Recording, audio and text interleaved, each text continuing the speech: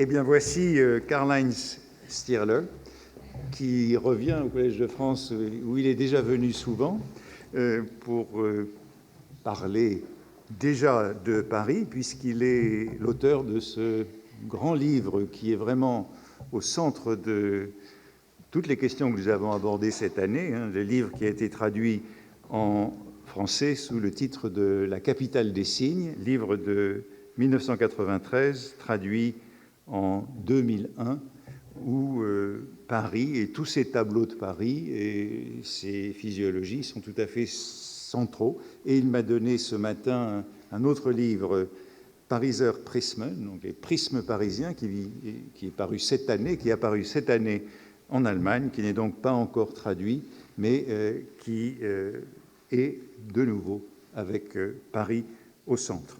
Alors, je lui donne la parole sous le titre « Un art impur, Baudelaire, critique d'art et poète de Paris ».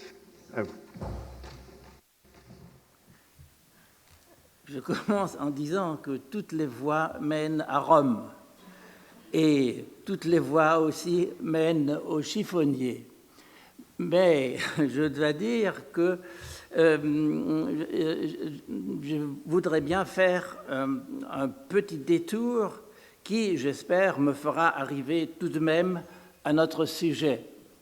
Et en plus, si quelquefois j'ai des hésitations en français, je vous prie de me pardonner parce que, comme Antoine l'a dit, je viens d'un peu loin, c'est-à-dire de l'Allemagne, et je ferai de mon mieux. Donc,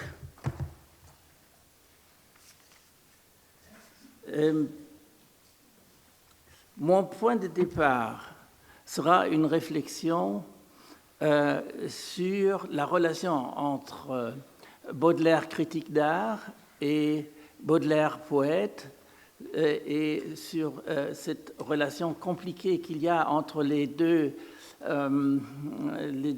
identités, si vous voulez, de Baudelaire. Aucun poète lyrique, à l'exception peut-être de Hölderlin, n'a réfléchi les prémices de sa poésie avec autant de lucidité que Charles Baudelaire. Cette réflexion du poète à la recherche d'une nouvelle poétique va de pair avec les réflexions de Baudelaire critique d'art à la recherche d'un fondement pour ses jugements esthétiques. En effet, on peut constater que c'est Baudelaire critique d'art, explorant les possibilités d'une esthétique moderne, qui a découvert une nouvelle poétique, fondement d'une nouvelle écriture réalisée dans le petit nombre de ses poésies. On peut certes s'exposer au charme de cette poésie, à ses images et à ses rythmes, sans se soucier le moins du monde des nouveaux concepts qui la dirigent. Mais une compréhension approfondie, me semble-t-il, ne peut faire abstraction de ses prémices, puisqu'elle conditionne, comme nous le verrons peut-être, la volonté poétique qui, en effet, a trouvé du nouveau. Comme vous le savez, Eugène Delacroix a été le premier grand héros de la peinture moderne célébrée par Baudelaire. Peinture moderne veut dire ici peinture romantique. Romantisme et modernité semblent être plus ou moins synonymes quand, dans son deuxième salon, celui de 1946, Baudelaire, en se servant d'une formule de Stendhal, définit le romantisme comme l'expression la plus récente, la plus actuelle du beau. Le modernisme, cependant, est bien loin de déterminer le romantisme. C'est le romantisme, au contraire, qui le domine. Baudelaire s'explique par la définition suivante.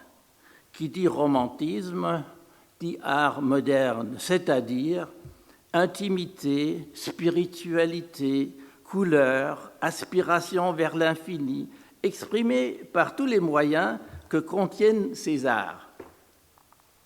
Qu'est-ce que la couleur dans une esthétique romantique? Elle est, chose peu surprenante au premier abord, harmonie. L'harmonie est la base de la théorie de la couleur. Pour expliquer la nature de cette harmonie, Baudelaire a recours à la musique. La couleur est l'accord de deux tons, des accords se compose la mélodie. La mélodie est l'unité dans la couleur ou la couleur générale. Et quel est l'effet le plus profond de la mélodie? Elle touche au souvenir en deux manières. Elle s'inscrit dans le souvenir et elle a la force d'évoquer le souvenir.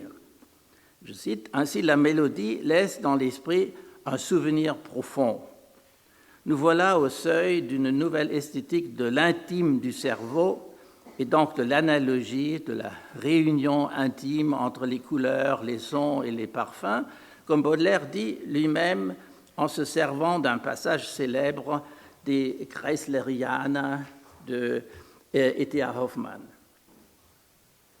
Baudelaire termine cette réflexion sur la couleur par une opposition typologique entre coloriste et dessinateur, qui va l'occuper encore longtemps. Les purs dessinateurs sont des philosophes et des abstracteurs de quintessence. Les coloristes sont des poètes épiques. Cette différence entre dessinateurs qui sont des philosophes et abstracteurs de quintessence et les coloristes me semble être très, très importante pour tout le développement du problème qu'il y a à déterminer la relation entre justement art pur et art impur. Dans le premier salon de 1945, Baudelaire avait déjà fait l'éloge de Delacroix comme harmoniste. Monsieur Delacroix est plus fort que jamais dans une voie de progrès sans cesse renaissante, c'est-à-dire qu'il est plus que jamais harmoniste. Après avoir expliqué dans le second salon ce que c'est que le romantisme et la couleur, et surtout ce qu'il comprend par harmonie, il peut de nouveau passer immédiatement à son peintre préféré, c'est-à-dire Delacroix. Cette fois-ci, il commence en rappelant le premier grand tableau du jeune Delacroix qui avait fait sensation, celui de Dante et Virgile aux Enfers. D'ailleurs, cela me donne occasion de dire que, selon moi, Delacroix est un des premiers à vraiment avoir compris la relation entre Dante et Virgile dans la comédie. Vous pouvez regarder dans le Louvre cette configuration entre Dante et Virgile et vous verrez que c'est une relation d'amitié et non pas une relation entre disciples et maîtres, parce que entre Dante et Virgile, il y a une double affinité et surtout celle de l'exil, n'est-ce pas? Dante écrit dans l'exil, Virgile est dans un exil éternel. C'est pourquoi aussi dans la comédie, il y a la rime Virgile-exil.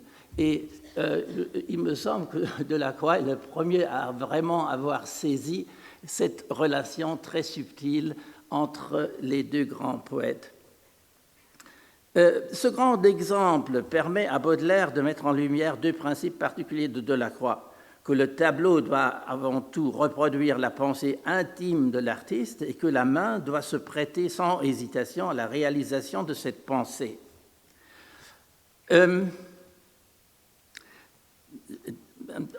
Ensuite, Baudelaire progresse de précision en précision. Ainsi, il pourra dire que le souvenir est le grand critérium d'art et que l'art est une mnémotechnie du beau. Pour que le tableau puisse être tel, il faut qu'il ait lui-même la structure du souvenir, c'est-à-dire celui de la superposition et des couleurs harmoniques et irréelles entre ses couches. Je cite, « Un bon tableau, fidèle et égal au rêve qu'il a enfanté, doit être composé comme un monde. De même que la création telle que nous la voyons est le résultat de plusieurs créations dont les précédentes sont toujours complétées par la suivante, ainsi, un tableau conduit harmoniquement consiste en une série de tableaux superposés, chaque nouvelle couche donnant au rêve plus de réalité et le fait monter dans le degré vers la perfection. Il en résulte ce que Baudelaire, au début de son essai « L'art philosophique », appelle l'art pur. Qu'est-ce que l'art? L'art pur, suivant la conception moderne, c'est créer une magie suggestive contenant à la fois l'objet et le sujet, le monde extérieur à l'artiste et l'artiste lui-même. Et pourtant, il semble que l'art pur, selon la conception du moderne, qui est celle du romantisme, ne puisse suffire aux exigences d'une modernité vraiment, résolument moderne. C'est pourquoi Baudelaire, idolâtre de l'art pur, mais curieux de frissons nouveaux de la modernité, va se risquer dans le domaine aventureux de l'art impur. Le salon de 1945, déjà, s'était terminé avec un ton nouveau d'impatience visant bien au-delà des tableaux d'histoire célébrés d'Eugène Delacroix. Je cite, « Au vent qui soufflera demain, nul ne tend l'oreille.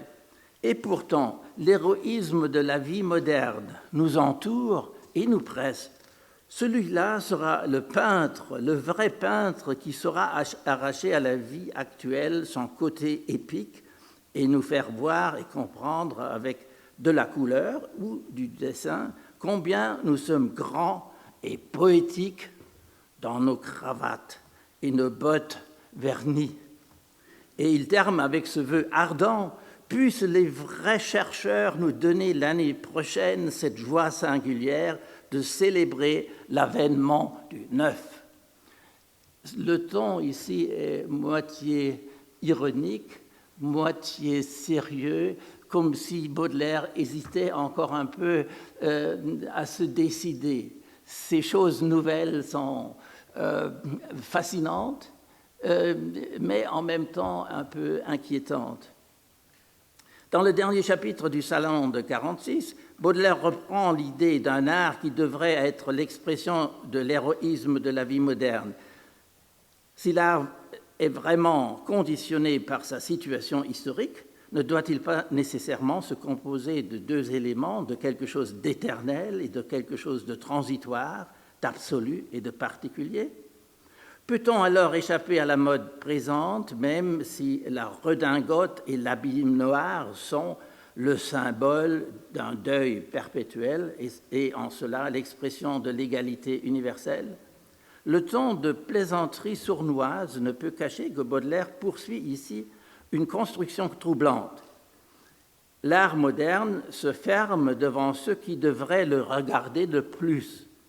Le spectacle de la vie élégante et des milliers d'existences flottantes qui circulent dans les souterrains d'une grande ville, criminelle et fille entretenue, la Gazette des tribunaux et le Moniteur nous prouvent que nous n'avons qu'à ouvrir les yeux pour connaître notre héroïsme. Alors ici, il se rend compte que cette conception de l'art pur exclut trop de réalité qui se trouve devant les yeux et que le prix donc pour cet art pur peut de plus en plus être un peu trop élevé.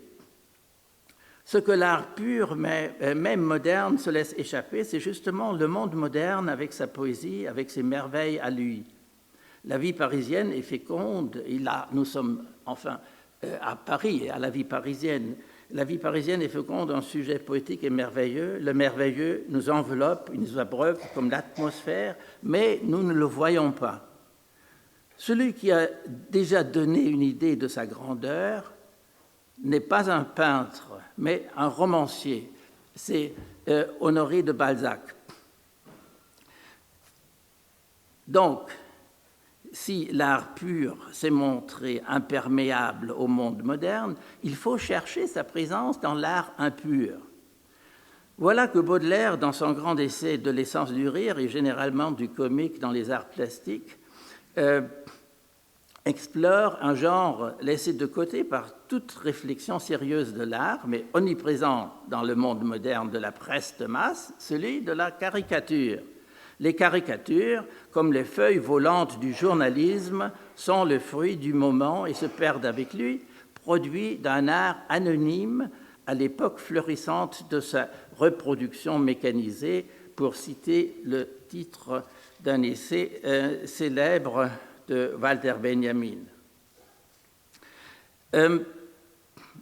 Ce phénomène de la de cet art nouveau de la caricature, va amener Baudelaire à l'observation de la réalité la plus moderne au centre de la modernité, c'est-à-dire à Paris, à une réflexion d'ordre anthropologique et par cela à une métaphysique proche de celle chrétienne de Pascal. Parce que maintenant, il se demande, mais ce ridicule qui gouverne les caricatures, il est de quel ordre, il est de quelle nature? Et là, il commence à réfléchir sur une dimension de l'art qui est bien loin de ce qu'il avait d'abord conçu comme art pur. Et il dit, l'innocence, la sagesse divine n'ont pas de rire. Le rire tel qu'il est provoqué par les manœuvres savantes de la caricature est signe d'une chute, de déchirement, de convulsion, de choc. Pour concrétiser cette réflexion, Baudelaire s'imagine comme la naïve et innocente Virginie du roman de Bernard de Saint-Pierre, arrivée à Paris et au Palais Royal, voit pour la première fois au carreau d'un vitrier une caricature. Le trouble qu'elle éprouve sera la fin de son innocence, le début de son déchirement, de sa réflexion du monde. Peut-être aussi c'est le début de l'innocence de l'art. Pour Baudelaire, le rire est la part satanique de l'homme, le signe de sa chute, qui est en même temps le signe de sa distinction. Et alors il dit, c'est du choc perpétuel de ces deux infinis que se dégage le rire. Ici, le choc ne fait pas encore partie d'une poétique du choc ou d'une esthétique du choc, mais elle est conçue comme résultat d'une certaine nouvelle dimension de l'art qui est justement celle de la caricature. Le comique créé par l'art peut être de nature différente. Il peut avoir la forme modérée d'un comique significatif ou, comme dans la grotesque, atteindre au comique absolu. Mais voilà un autre paradoxe difficile à pénétrer.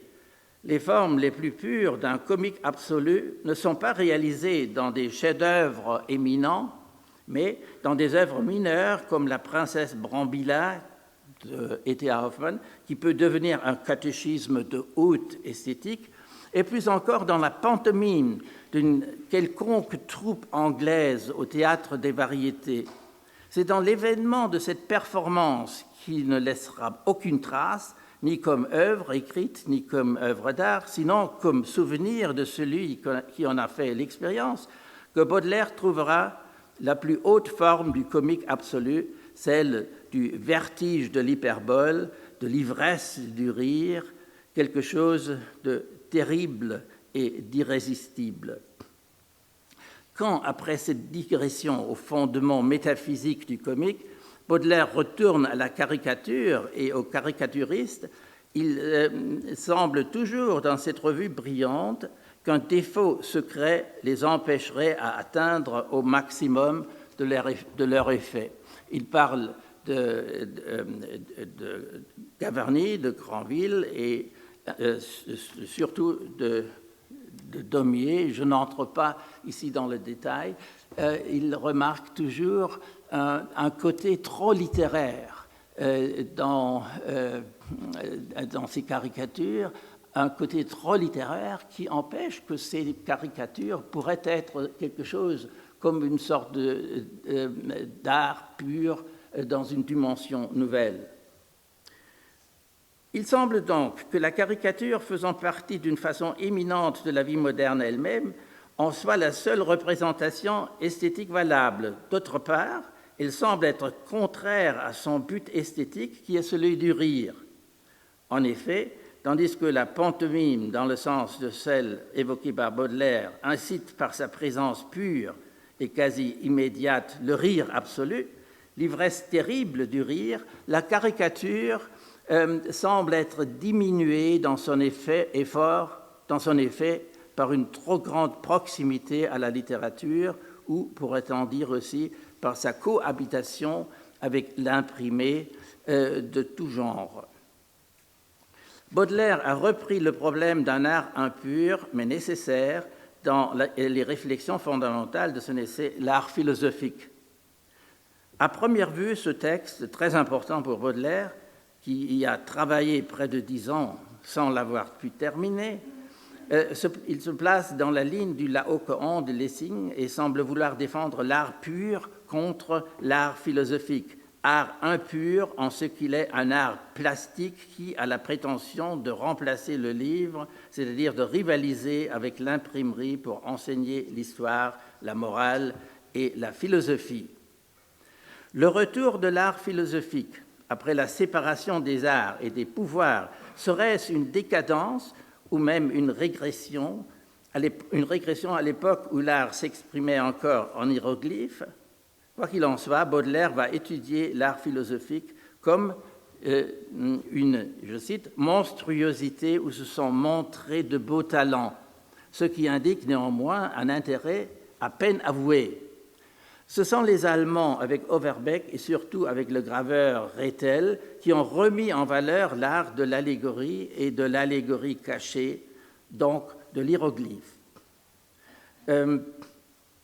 Dans La danse des morts de Rethel, accompagné de légendes en vers, semble avoir recours à Holbein et à Dürer avec sa Mélancolia, gravure allégorique que Michelet avait en vain essayé de déchiffrer. C'est justement Dürer avec sa Mélancolie et la fascination profonde que cette gravure a eue au romantisme français que Baudelaire a des problèmes parce qu'il sent l'intensité de cet art, mais de l'autre côté, il voit bien qu'il ne correspond pas du tout à sa propre conception de l'art pur, mais qu'elle se trouve plutôt de l'art hérétique, de l'impur, du didactique, de l'allégorique. Il se place aussi dans la tradition de Hogarth, que Baudelaire rappelle pour passer à une nouvelle description de l'art philosophique, tout concentré vers le déchiffrement où la couleur, de nouveau, ne joue aucun rôle. Il faut, dit-il, dans la traduction des œuvres d'art philosophique, apporter une grande minutie et une grande attention. Là, les lieux, le décor, les meubles, les ustensiles, voire Hogarth, tout est allégorie, allusion, hiéroglyphe, rébus. Tout pour moi devient allégorie. On trouvera ce vers, comme vous le savez, dans le signe. Nous y reviendrons à cette phrase en parlant du signe. Si Baudelaire se voit du côté de l'art romantique français qui, dans l'intérêt d'un art pur, avait repoussé les tendances d'un romantisme allemand cherchant ou sentant une nouvelle affinité avec l'art des soi-disant primitifs en Allemagne comme en Italie, il ne peut faire autrement qu'observer qu'en France aussi, avec l'art d'un Schoenauer, il y a une réhabilitation de l'art hiéroglyphique, cette fois comme réaction contre l'école de l'art pour l'art. Les artistes suivant la doctrine de l'art philosophique sont, bien sûr, dans les yeux de Baudelaire, des hérétiques. Mais Baudelaire n'aimerait-il pas un peu ou beaucoup les hérétiques? Je cite, « Quoique je considère les artistes philosophiques comme des hérétiques, je suis arrivé à admirer souvent leurs efforts par un effet de ma propre raison. » Là, on voit bien ce conflit qu'il a, n'est-ce pas, de pouvoir admettre une sorte d'art philosophique qui, à la fois, serait art pur. Ces hérétiques, conclut Baudelaire, s'ils étaient logiques, devraient courageusement remonter vers toutes les innombrables et barbares conventions de l'art hiératique. On peut se demander si c'est une argumentatio ex absurdo ou un conseil. Est-ce une question en suspens? Ce qui est sûr, cependant, c'est que Baudelaire évite soigneusement une question qui devait être la question centrale. Est-ce que la modernité peut se passer de l'art philosophique? Au moins de façon indirecte, Baudelaire y donne une réponse dans le chapitre Sculpture, le dernier conclusif avant l'envoi de son salon de 1859. Déjà au salon de 1946, il y avait un chapitre avec le titre programmatique « Pourquoi la sculpture est ennuyeuse ». Le Baudelaire de 1946 voit l'origine de la sculpture dans l'art des peuples primitifs de tailler un fétiche. C'est donc un art des Caraïbes. La sculpture est brutale et positive comme la nature. Elle ne connaît pas de progrès. C'est pourquoi, sortie de l'époque sauvage, la sculpture, dans son plus magnifique développement, n'est autre chose qu'un art complémentaire à la peinture et à l'architecture. Or, en 1959, le point de vue de Baudelaire a étrangement changé. Baudelaire, cette fois, ne se pose plus la question abstraite de sa légitimité esthétique et de sa valeur comme art pur. Il parle de ses expériences vécues, qui ne sont plus proprement des expériences esthétiques, mais proviennent d'un autre ordre de fascination. Ce sont surtout des sculptures incarnant une allégorie et surgissant de manière imprévue sur les chemins du promeneur ou du flâneur qui s'imposent au regard et devant lesquelles la question de l'art pur ne se pose plus. Au détour d'un bosquet, abrité sous de lourds ombrages, l'éternelle mélancolie mire son visage auguste dans les eaux d'un bassin immobile comme elle, et le rêveur qui passe, attristé et charmé, contemplant cette grande figure aux membres robustes mais alanguis par une peine secrète, dit « Voilà ma sœur ». Et puis, avant de vous jeter dans le confessionnal, au fond de cette petite chapelle ébranlée par le trot des omnibus, vous êtes arrêté par un fantôme décharné et magnifique qui soulève discrètement l'énorme couvercle de son sépulcre pour vous supplier, créature passagère, de penser à l'éternité. Ici, on dirait que Baudelaire, malgré lui et malgré sa théorie de l'illégitimité de l'art philosophique, est justement au milieu de Paris, pris par la fascination, par le charme profond d'un art qui peut-être ne veut plus être art, mais qui a une nouvelle forme de fascination dans la grande ville moderne. Donc, surtout, la grande ville est pleine de ces allégories lisibles qui donnent une nouvelle dimension à sa lisibilité et qui sont comme une sorte de présence de l'éternel dans un monde du fugitif. Et il semble bien ici un art impur justifié par sa fonction. N'importe qu'il soit signé ou anonyme, cet art philosophique de la sculpture allégorique et signifiante ne peut plus être mis en question. Voilà Baudelaire lui-même qui remonte vers toutes les innombrables et barbares conventions de l'art hiératique. La statue, en dernière conséquence, se situerait peut-être entièrement en dehors du domaine esthétique, ce qui rend d'autant plus pressante la question de savoir si une esthétique, un art de la ville, est possible, s'il peut être art pur, s'il doit, par la nature même de son objet, rester nécessairement dans le domaine de l'art pur, et si cette nécessité ne doit pas donner à l'art impur la légitimité de l'art pur.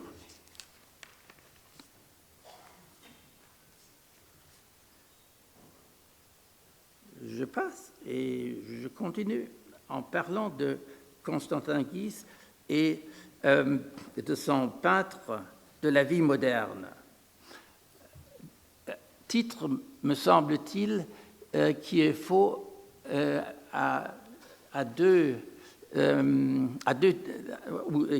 sous deux aspects. Le premier, dans cet article, Baudelaire ne parle pas du tout d'un peintre, mais d'un dessinateur, de quelqu'un qui voit la ville en blanc et en noir.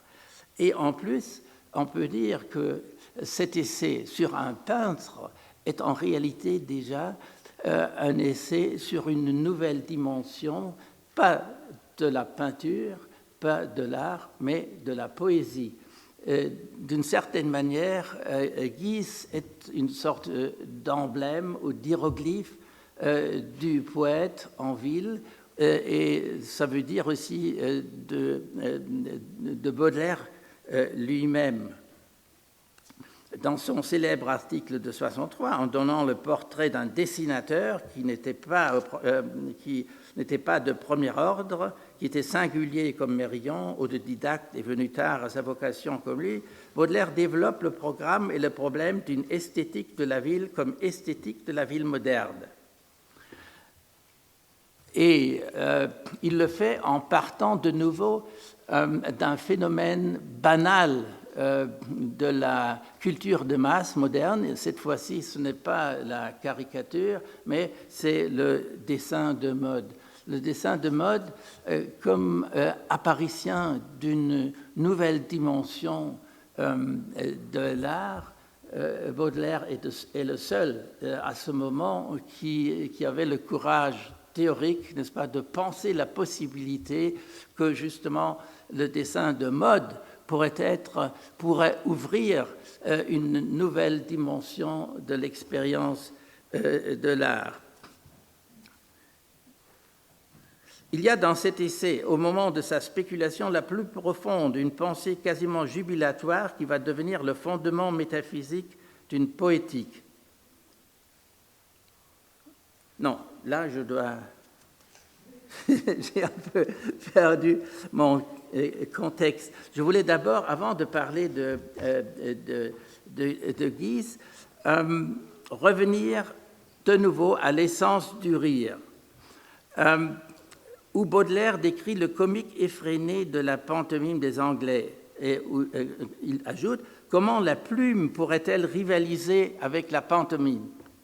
Ce qui indique aussi que l'idée de cette rivalité ne puisse pas être étrangère. Et quand, dans le chapitre des femmes et des filles du peintre de la vie moderne, il se met à évoquer la galerie immense des différents types de la femme errante, de la femme révoltée à tous les étages que Guise avait peintes, il termine « Elle s'engrosse de suggestions, mais de suggestions cruelles, âpres, que ma plume, bien qu'accoutumée à lutter contre les représentations plastiques, n'a peut-être traduite qu'insuffisamment. »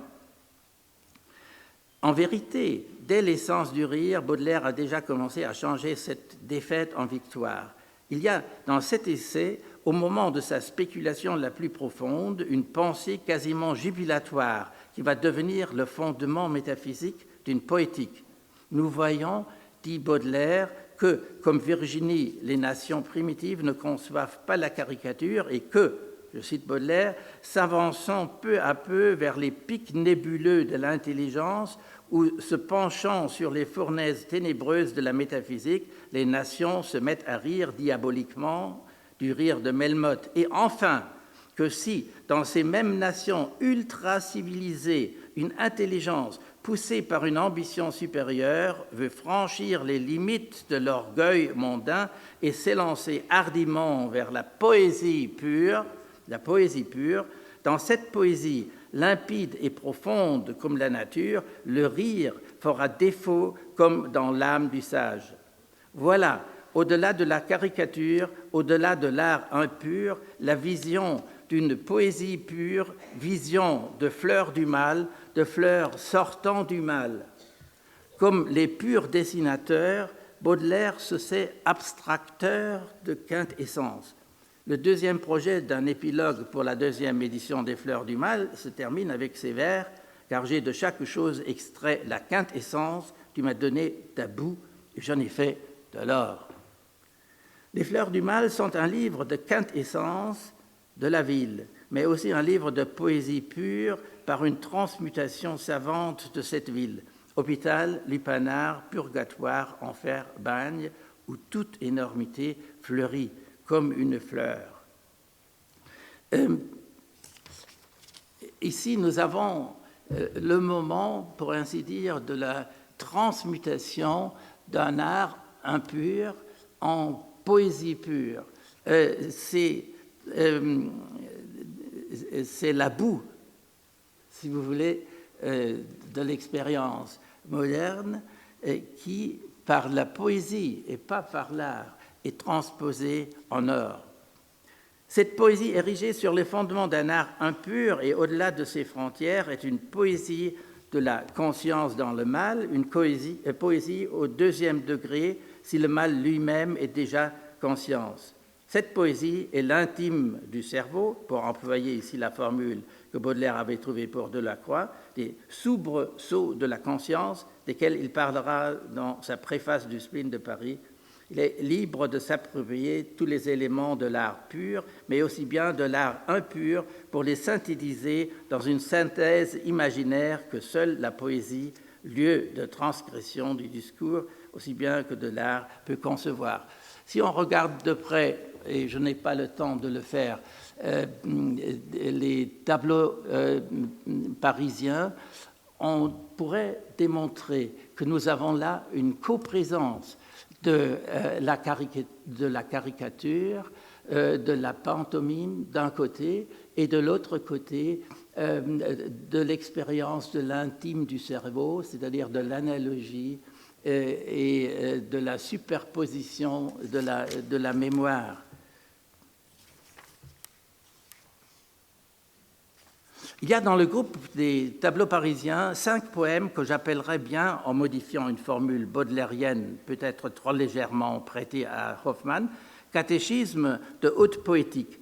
Baudelaire lui-même a souligné leur cohérence en les mettant ensemble. Ce sont 5 pantomimes, mais autrement que la pantomime anglaise dans l'essence du rire, dont la présence irrésistible forçait à faire l'expérience de la violence du comique absolu. Ce sont des pantomimes dans une tension fondamentale et insoluble entre le comique et le sublime. Ces pantomimes font le spectacle obsessionnel d'un flâneur en ville. Leur apparition dans la foule est un choc, justement parce que cette apparition irréelle et irréalisante de la Unreal City ne se laisse pas situer soit du côté du comique, soit du côté du sublime. Ce choc est à l'origine d'un travail poétique qui sera aussi quelque chose comme la Durcharbeitung de Freud. Le travail de la mémoire se transforme en travail de l'exécution et, dans un sens exact, en poème mémorable. Voici la pantomime des aveugles, pareil aux mannequins vaguement ridicules, terribles, singuliers, comme des somnambules. Leurs gestes vains de leurs globes vidés dressés vers un ciel qu'ils ne peuvent voir. Quelle allégorie, quel emblème pour le poète traversant son propre noir illimité. Voici la pantomime de la passante, longue, mince, en grand deuil, douleur majestueuse, élégante et provocante, avec son appareil de grand deuil et de dernier cri, soulevant, balançant le feston et l'ourlet. Voici la pantomime de ces vieillards, pantomime d'une apparition de choc qui, par sa répétition même, se fait obsession hallucinante de la ville. Voici en contre-image la pantomime des petites vieilles qui trottent tout pareil à des marionnettes, se traînent comme font les animaux blessés ou dansent sans vouloir danser, pauvres sonnettes où se pend un démon sans pitié. Et, à la fin, où serez-vous demain, Ève octogénaire sur qui pèse la griffe effroyable de Dieu? Dans une dernière pantomime, celle du cygne, avec ses gestes fous, comme les exilés ridicules et sublimes, au cœur de ce poème qui est la somme d'une poétique de la ville avec laquelle Baudelaire, nouvelle Ulysse, croyait avoir simplement réussi à dépasser les limites assignées de la poésie.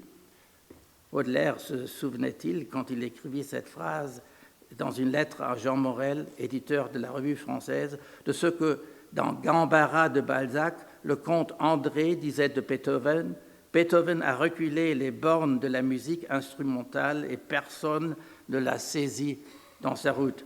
Combien de temps fallait-il à la critique littéraire pour découvrir le cygne?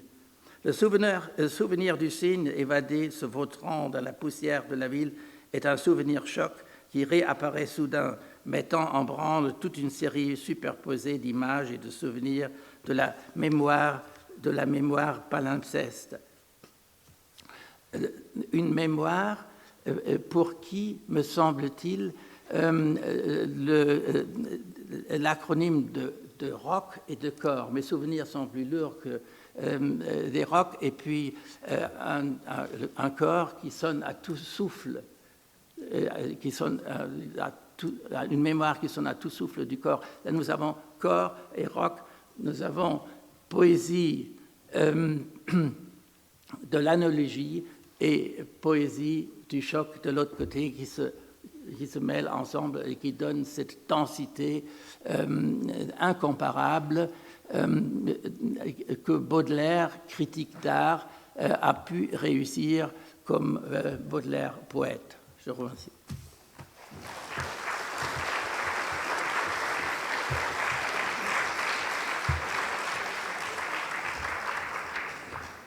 Merci, Karl-Heinz, de cet exposé où, quant à moi, j'ai entendu passer le chiffonnier à tout moment. Par exemple, dans l'art philosophique, puisque l'art philosophique nous parle de Rethel, qui sont des gravures sur le choléra de 1832 et sur les barricades de 1848, où on rejoint les questions que l'on a posées ce matin sur le chiffonnier. J'y pense aussi parce que il est là. Il est bien là aussi dans le peintre de la vie moderne. Quand Baudelaire renvoie au début et de nouveau à la fin à Carl Vernet et à Debucourt, qui sont des dessinateurs et des graveurs de ces costumes parisiens. Et c'est à ces costumes parisiens que Baudelaire pense. Donc, il est bien une figure qui traverse cette